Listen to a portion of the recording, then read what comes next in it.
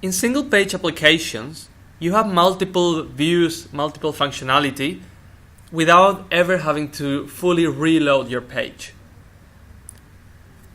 Having said so, you might still want to have different URLs for different parts of this application.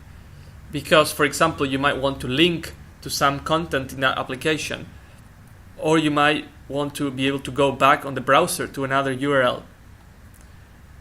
Angular provides the ability to define custom routes to different parts of your app. So let's see how this is working on the Finish tab. When I go to New Expense, you saw that the expenses new was added after the hash. If I go back, now we have expenses. If I edit an expense, we have edit and then the number, the ID of the expense. So if we go to a different one, it's a different ID. If we want to delete, that also links to a different URL. On Angular, the custom URLs that you define go after the hash.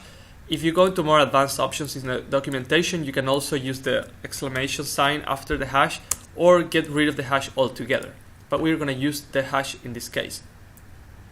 The first thing to do is to download from the Angular website, or using Bower if you're a more advanced user, the module Angular Route.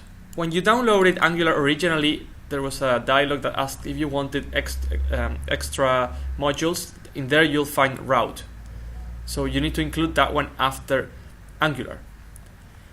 Take a look at the container. In here we used to have all of that code showing all the lists, and now we don't have anything. Instead it says ngView. This is because we're going to be placing different views, different HTML files inside of this container according to the URL.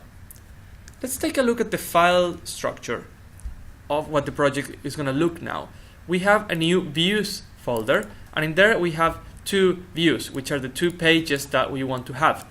These are not the pages that I showed you when we introduced Bootstrap. In this case, they're just expenses is the same code that we had before inside of the container, but it's not an entire HTML page. That's basically what I mean.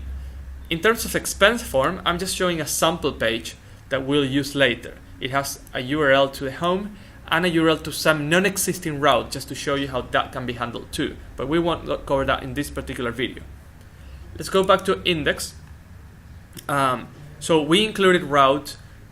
There, in this part is where all the views are going to go. And the last thing we need to do in order to start using this is to actually inject this new module into our main application module. And this module is called ngRoute, like so. So after we've included this module, now we can start using it.